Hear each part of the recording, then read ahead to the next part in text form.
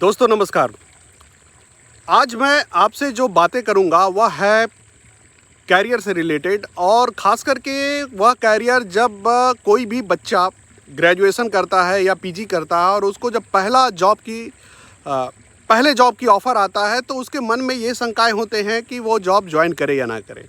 तो आज का मेरा विषय यह है कि जैसे ही आपको पहला जॉब का ऑफ़र आता है तो आपकी मानसिकता क्या होनी चाहिए, या आप कैसे निर्णय लें कि जॉब करना है या नहीं करना है। और ये बहुत ज़रूरी इसलिए है क्योंकि हर बच्चा जो होता है, हर विद्यार्थी जो होता है, वह ग्रेजुएशन में होता है या एमए में होता है तो बहुत बड़े बड़े सपने देखता है और उसको पूरा करने के कई सारे रास्ते देखता है या कई सारे आधार देखता है कि इस रास्ते पे मैं चलूँगा तो ये सपना मेरा पूरा होगा। और उसके अनुसार वह कुछ पैकेज सोचता है, कुछ बड़ी बड़ी ब्रांड्स के बारे में सोचता है, और उसे यह भी पता होता है कि उसके कई सीनियर अच्छे अच्छे ब्रांड में गए हैं, उनको अच्छा अच्छा पैकेज मिला है, तो उसकी भी आशा जो होती है वह काफ़ी बड़ी होती है, या वह भी सोचता है कि उसे भी कहीं अच्छा पैकेज मिलेगा या अच्छे ब्रांड मिलेंगे। लेकिन कई परिस्थितियां ऐसी बनती है कि हो सकता है कि जो आप चाह रहे हो, जिस तरह के ब्रांड या जिस तरह के पैकेज आप चाह रहे हो सकता है कि उस तरह के ब्रांड या उस तरह के पैकेज आपको ना मिले। तो ऐसी परिस्थिति में क्या करना चाहिए?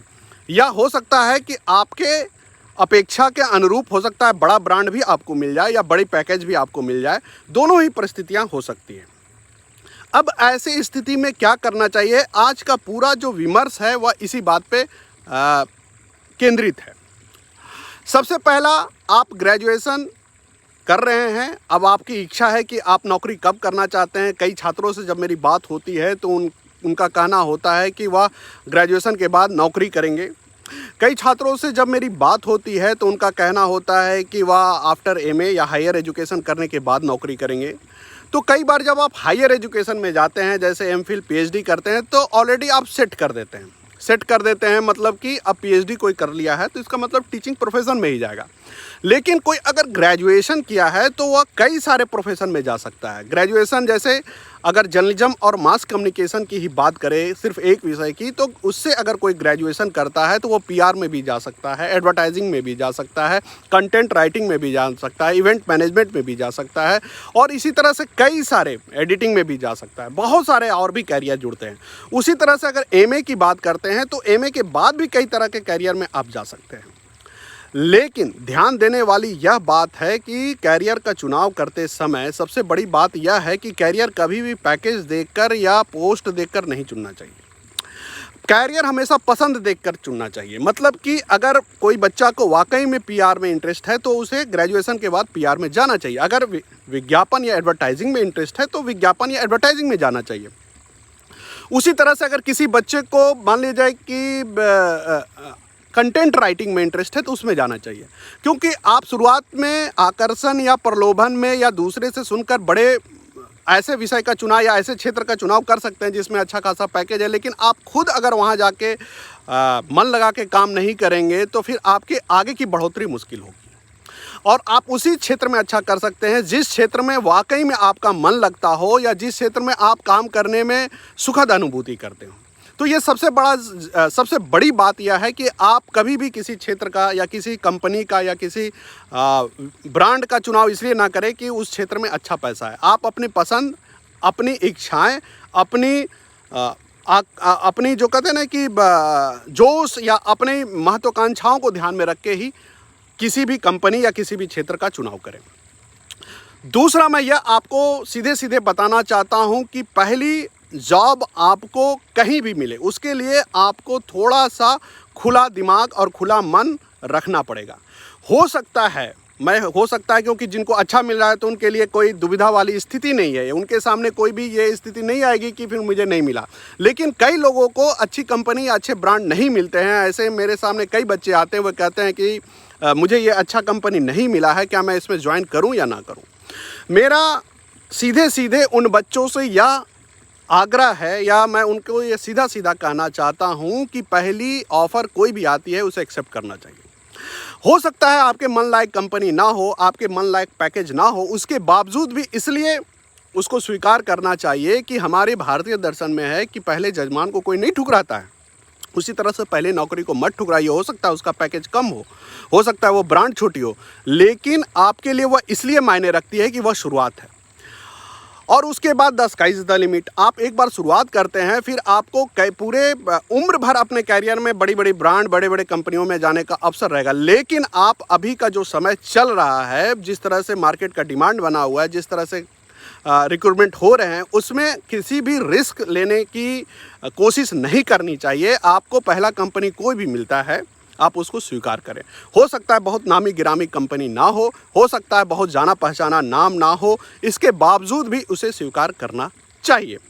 दूसरा यह है कि हो सकता है कि आपका ड्रीम पैकेज आपको ना मिले, आपके पैकेज बहुत ही तुलनात्मक ढंग से ज़्यादा ना हो या बहुत ही आकर्षक ना हो या बताने लायक भी ना हो, उसके बावजूद भी शुरुआत करना चाहिए, क्योंकि आप अगर बैठे रहेंगे तो वो अच्छी शुरुआत नहीं मानी जाएगी और आपकी अगली पैकेज आपकी इसी पैकेज पे निर्धारित हो गई। यानी कि मान लीजिए अभी आप 20,000 के पैकेज पे शुरू करते हैं तो अगली नौकरी आपकी 30,000 पे होगी, लेकिन आप शुरुआत से ही चाहेंगे 30,000 हो तो फिर आपको बहुत समय बैठना पड़ेगा। हो सकता है कि मुश्किल हो आपके सामने, तो वह जो समय आपका बर्बाद होगा उस समय तक आप कुछ अर्न कर सकते हैं या आप जुड़कर अच्छा कर सकते हैं। इसलिए अच्छी बात यह है कि आप पैकेज की उम्मीद में ना बैठें और बाद में भी आप जॉब में जाने के बाद जॉब शिफ्ट कर सकते हैं। आप अच्छा खासा काम करने के बाद अगर बड़े पैकेज पर आप चाहें तो बाद में जा सकते हैं। इसलिए कहीं से आपके लिए वह सीमा नहीं है।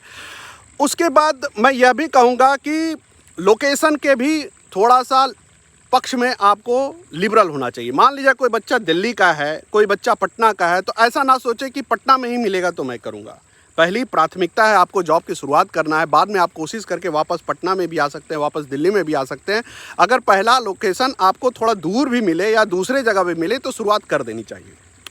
वह इसलिए क्योंकि बैठने से कुछ नहीं होने वाला है। घर में आप बैठते हैं तो नकारात्मकता से जुड़ते हैं और आप अपने लिए और मुश्किल खड़ा करते हैं। प्लस आप जब इंटरव्यू में जाएंगे तो लोग वहाँ पे पूछते हैं कि आपने इस दरमियान क्या किया या अभी तक आप क्या कर रहे थे, तो आपके पास एक अच्छा जवाब होना चाहिए। आप किसी को अगर इंटरव्यू में ये बताते हैं कि मैं घर पे बैठा था तो आपको थोड़ा सीरियस कम लेते हैं। तो उस उलझन से बचने के लिए, उस दुविधा से बचने के लिए अच्छा यह है कि आप शुरुआत करें। इसलिए लोकेशन के लिए भी थोड़ा सा लिबरल होना चाहिए। उसके बाद यह भी है कि कई बार हमें जब पहला जॉब मिलता है तो हमें इतना भी नहीं मिलता है कि हम अपने खर्च भी उठा सकें या हमारा खर्च ही जो हम अपने स्टूडेंट लाइफ में जितना करते हैं उतना भी हम कर सकें। इसमें भी कोई संकोचित की बात नहीं है। ऐसी स्थिति आती है जब आपको पहले जॉब में पहली कमाई भी इतनी नहीं मिलती है कि आप सबको गिफ्ट दे सकें या घर वाले को तुष्ट कर सकें। ऐसे हालात में भी आपको संकोच करने के लिए कोई दिक्कत नहीं है या कोई ज़रूरी नहीं है। ऐसा कई लोगों के साथ होता है और बाद में आपकी यही नौकरी बाद में ऐसी नौकरी में तब्दील होगी जब आप सबको गिफ्ट भी दे सकते हैं और सबको खुश भी कर सकते हैं।